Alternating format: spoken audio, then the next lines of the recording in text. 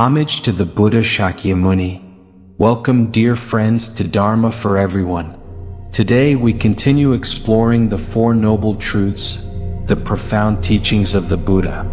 Last time we talked about the truth of suffering, seeing how life is full of pain. Now we dive into the second truth, the cause of suffering. Why do we suffer?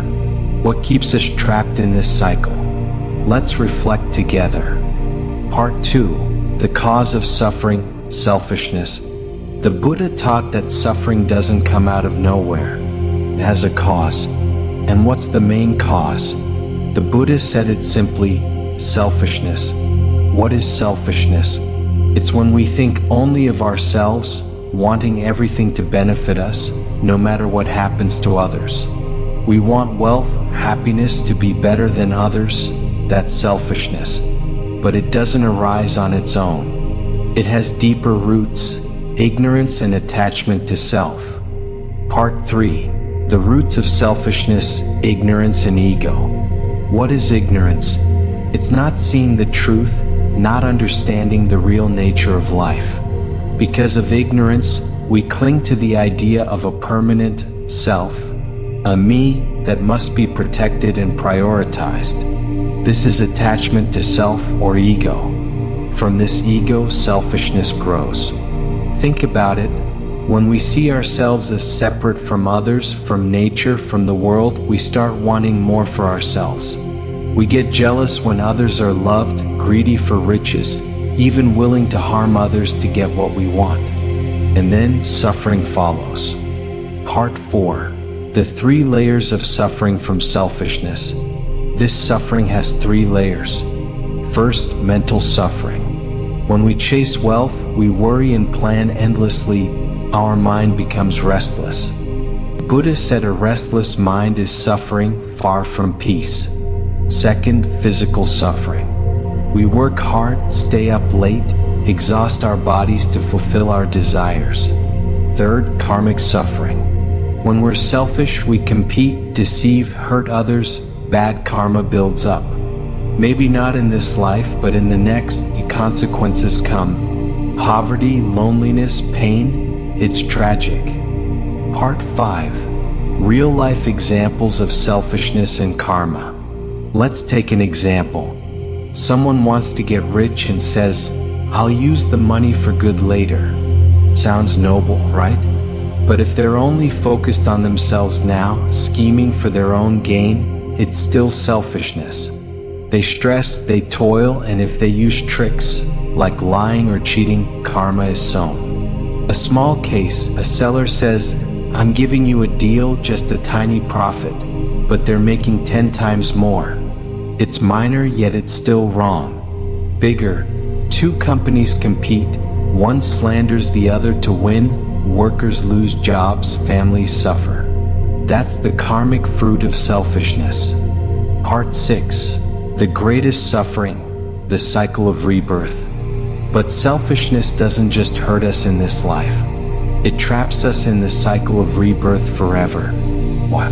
Because selfishness leads to wrongdoing, wrongdoing creates karma, and karma forces us to be reborn, rolling through birth and death. What's the greatest suffering? It's being unable to escape this cycle, born, growing old, dying, then born again endlessly.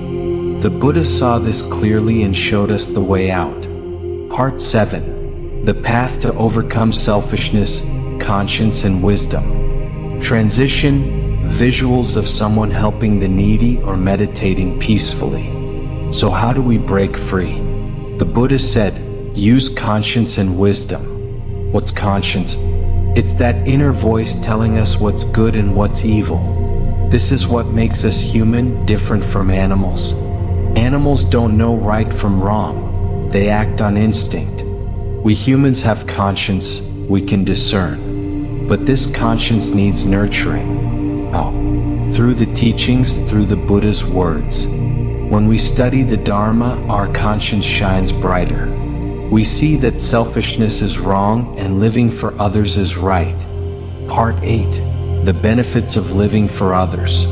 For instance, when we help someone, we feel joy right away. That's the happiness of the mind. They appreciate us in return, and life becomes more beautiful. That's the bond of humanity. And later, good karma ripens, bringing us peace and blessings. That's the fruit of virtue. Unlike selfishness, living for others is the path to true happiness. Part 9. The Eightfold Path, the journey beyond selfishness. But it's not easy. Selfishness is deep in our hearts, like a net holding us tight. To overcome it, we must follow the Eightfold Path, 8 right ways, from speech and actions to meditation.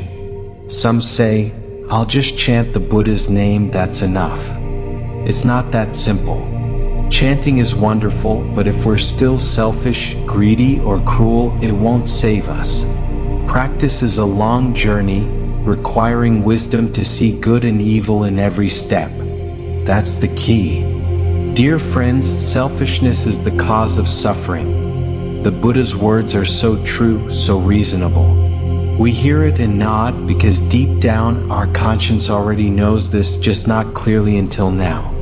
Today we understand, to end suffering we must let go of selfishness, live for others, and learn the Dharma to brighten our conscience and sharpen our wisdom. Let's practice together. What do you think? Share your thoughts in the comments below. If this talk helps you, please like and subscribe to Dharma for everyone to spread the Buddha's teachings. Homage to the Buddha. Wishing you peace and many blessings.